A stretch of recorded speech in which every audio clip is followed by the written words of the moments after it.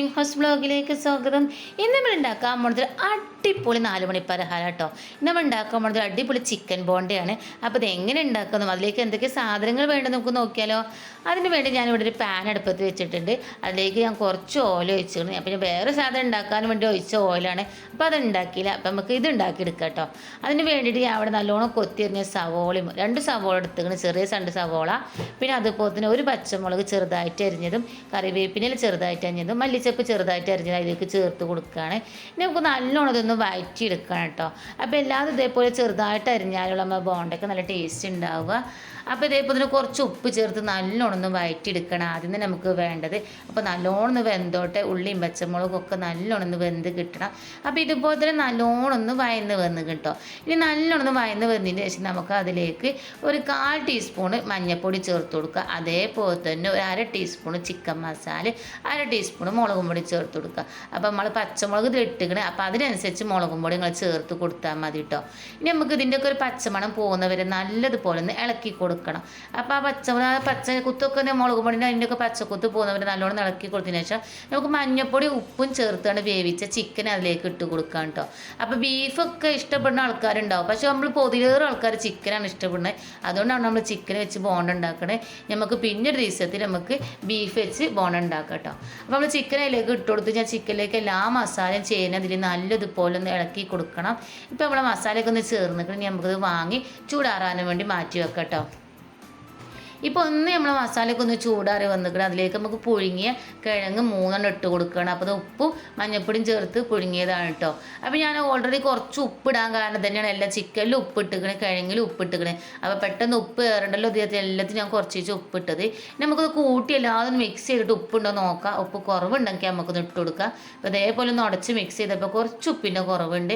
അപ്പോൾ ഞാൻ കുറച്ചും കൂടി ഉപ്പ് അതിന് മുകളിലിട്ട് കാണ്ട് നല്ലതുപോലെ ഒന്ന് ഇളക്കി കൊടുത്ത് എല്ലായിടത്തും ഒന്ന് മിക്സാണ് രൂപത്തിൽ നല്ലോണം ഇളക്കി കൊടുത്തുക്കണ്. ഇനി നമുക്ക് ഇതിന് ഒരു ചെറുതായിട്ടൊരു ഉരുളകളാക്കിയിട്ട് നമുക്ക് ബോണ്ടൻ്റെ ഉള്ളിലടക്കല മസാല ഇല്ലേ, അപ്പോൾ ചെറുതായിട്ട് ഉരുളകളാക്കിയിട്ട് നമുക്ക് മാറ്റണം. അതിന് വേണ്ടിയിട്ട് ഇതേപോലെ കയ്യിലിട്ടിട്ട് ചെറുതായിട്ട് ഉരുളകളായിട്ട് നമുക്ക് വേറെ പാത്രത്തിലേക്ക് ഇതുപോലെ തന്നെ ഒന്ന് മാറ്റി വെക്കുകയാണ് കേട്ടോ. അപ്പോൾ കുറച്ച് വലിപ്പത്തിൽ തന്നെ ഞങ്ങൾ എടുത്തോളൂ. അപ്പോൾ നമ്മൾ ബോണ്ടൊക്കെ ടേസ്റ്റ് അതേപോലെ കാണാനൊക്കെ ഭംഗി, കഴിച്ചാൽ 2 എണ്ണമൊക്കെ കഴിച്ചാൽ മതിൽ വയറ് നിറയാൻ. ആ രൂപത്തിൽ അതുപോലെ തന്നെ എല്ലാതും ഫുള്ളായിട്ടൊന്ന് പിടിച്ചെടുത്തിക്കണ്. ഇനി നമുക്കിതൊന്ന് മുക്കി പൊരിക്കാൻ മാവ് വേണം. അതിന് വേണ്ടി ഞാൻ ഒരു പാത്രത്തിലേക്ക് 2.5 കയ്യിൽ മൈദ എടുത്തിക്കണ്. അപ്പോൾ ഗോതമ്പൊടിയിൽ വേണമെങ്കിൽ നമുക്ക് ബോണ്ട ഉണ്ടാക്കാം കേട്ടോ. പക്ഷേ ഗോതമ്പൊടിയാട്ടി ഒന്നുകൂടി ടേസ്റ്റ് മൈദയാണ്. ഗോതമ്പൊടി ഹെൽത്തിന് നല്ലതാണെങ്കിൽ മൈദയിലാണ് ബോണ്ട ഉണ്ടാക്കുമ്പോൾ ഒന്നുകൂടി ടേസ്റ്റ്. അതിന് വേണ്ടിയിട്ട് 2.25 അടുത്ത് ഞാൻ എടുത്തിട്ടുള്ളൂ മൈദ. അതിലേക്ക് ഞാൻ 1 സ്പൂണ് അരിപ്പൊടി ഞാൻ ചേർത്തിട്ടുണ്ട്. ഒരിക്കലും അരിപ്പൊടി ഏറരുത്, അപ്പോൾ ഒരു ടേസ്റ്റ് ഉണ്ടാവില്ല. ഇനി അതിലേക്ക് ഒരു നുള്ളു മഞ്ഞൾപ്പൊടി അതുപോലെ തന്നെ കുറച്ച് ഉപ്പും ചേർത്ത് കൊടുത്തിക്കണ്. ഇനി നല്ലതുപോലെ നമുക്ക് കുഴച്ചെടുക്കണം. അപ്പോൾ നല്ല അയവിലല്ല, നല്ല മുറുക്കത്തിലല്ലാത്ത രൂപത്തിൽ നമുക്ക് ഒന്ന് കുഴച്ചെടുക്കണം കേട്ടോ. അപ്പോൾ എങ്ങനെയാണെന്ന് എനിക്ക് പറയാൻ കഴിയില്ല, ഞാൻ കുഴച്ചിട്ട് നിങ്ങൾക്ക് കാണിച്ചു തരാം. ആ രൂപത്തിൽ വേണം നമുക്കിതൊന്ന് മുക്കി പൊരിച്ചാൽ മാവ് തയ്യാറാക്കാൻ. അപ്പോൾ ഇതുപോലത്തെ ഒരു അയവിലാണ് നമുക്ക് മാവ് വേണ്ടത്. അപ്പോൾ ഇതുപോലത്തെ അയവിൽ തന്നെ ഞാൻ നല്ലോണം ഒന്ന് കുഴച്ച് റെഡിയാക്കി എടുത്തിക്കണേ. ഇനി നമുക്ക് എണ്ണ ചൂടാവാൻ വേണ്ടി വെക്കാം. അപ്പോൾ എണ്ണ നല്ലോണം ഒന്ന് ചൂടായിക്കണേ. ഈ ചൂടായിക്കണേ നോക്കാൻ വേണ്ടിയിട്ട് ഇതുപോലെ തുള്ളി മാവ് നമുക്ക് അതിലേക്ക് ഉറ്റിച്ചു കൊടുക്കുക. അപ്പോൾ നല്ലോണം ഒന്ന് ചൂടായിക്കണമെങ്കിൽ റെഡി ആയല്ലോ. അപ്പോൾ ഇത് നല്ലോണം ഒന്ന് ചൂടായിക്കണേ, നിങ്ങൾ കണ്ടില്ല പെട്ടെന്ന് പൊന്തി വന്നത്. ഇനി അതുപോലെ നമ്മൾ ഉരുളകൾ ഓരോന്നോരോന്നായി മാവിൽ മുക്കിയിട്ട് നമുക്ക് അതിലേക്ക് ഇട്ട് കൊടുക്കുകയാണ്. അപ്പോൾ നല്ലോണം ചൂടായ എണ്ണയിലേക്ക് നമുക്ക് ഇട്ട് കൊടുക്കണം. കാരണം നമ്മൾ ഉള്ളത്തെ മാവൊക്കെ നല്ലോണം വെന്തതാണ്. അപ്പോൾ പുറത്തത് മാത്രമേ വേവാനുള്ളൂ. അപ്പോൾ അത് നല്ല ചൂടായ എണ്ണയിലേക്ക് ഇട്ടുകൊണ്ട് പൊരിച്ചു കുറേ പെട്ടെന്ന്. ഇപ്പം അത് മറിച്ചിട്ട് കൊടുക്കുകയാണ്. ഒരു ഭാഗം ചെറുതായിട്ടൊന്ന് അയക്കണേ. അപ്പോൾ ഇതുപോലെ ഒട്ടി കിടക്കണേ വിചാരിച്ച് കാണ്ട് നിങ്ങൾ ബേജാറാകുന്ന വേണ്ടത് നല്ലോണം ഒന്ന് അപ്പുറം ഇട്ട് നല്ലോണം ഒന്ന് നെരിയുമ്പോൾ തന്നെ പെട്ടെന്ന് വിട്ട് പോരും. കാരണം ഇതിങ്ങനെ പെട്ടെന്ന് വിട്ട് പോരും. ഇനി നല്ലൊരു ഗോൾഡൻ നിറാകുമ്പോൾ നമുക്കിതൊന്ന് പൊരിച്ച് കോരി പാത്രത്തിലേക്ക് മാറ്റട്ടോ. ഇപ്പം നല്ലൊരു ഗോൾഡൻ നിറയിക്കണേ. പിന്നെ നമുക്കൊരു പാത്രത്തിലേക്ക് ഇത് മാറ്റാം. അതുപോലെ തന്നെ നമുക്ക് ബാക്കിയുള്ളതൊന്ന് ചെയ്തെടുക്കാം. നമുക്ക് കുറച്ച് തോനുണ്ടല്ലോ, അപ്പോൾ ബാക്കിയുള്ളത് ഇതുപോലെ തന്നെ ഒന്ന് പൊരിച്ച് കോരി റെഡിയാക്കി എടുക്കുക.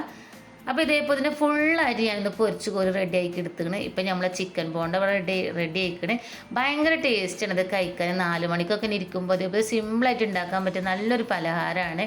അപ്പോൾ ഞാൻ എല്ലാവരും ഇത് ഉണ്ടാക്കി നോക്കാം. ഞാൻ എപ്പോഴും പറയണമാർ, നിങ്ങൾക്ക് ഉണ്ടാക്കിയിട്ട് ഇഷ്ടപ്പെട്ടാൽ നിങ്ങൾ കൂട്ടുകാർക്കും കുടുംബക്കാർക്കും ഒക്കെ ഒന്ന് ഷെയർ ചെയ്യുക, എന്നെ ഒന്ന് സപ്പോർട്ട് ചെയ്യുക. അതുപോലെ തന്നെ ഇതുവരെയായിട്ട് സബ്സ്ക്രൈബ് ചെയ്യാത്തവരാണെങ്കിൽ ഒന്ന് സബ്സ്ക്രൈബ് ചെയ്ത് തൊട്ടടുത്തുള്ള ബെല്ലൈക്കൺ അമർത്താൻ മറക്കരുത്.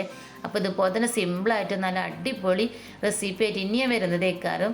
അപ്പോൾ എല്ലാവരും ഒന്ന് സബ്സ്ക്രൈബ് ചെയ്യാനും ബെല്ലൈക്കൺ അമർത്താനും മറക്കരുത്.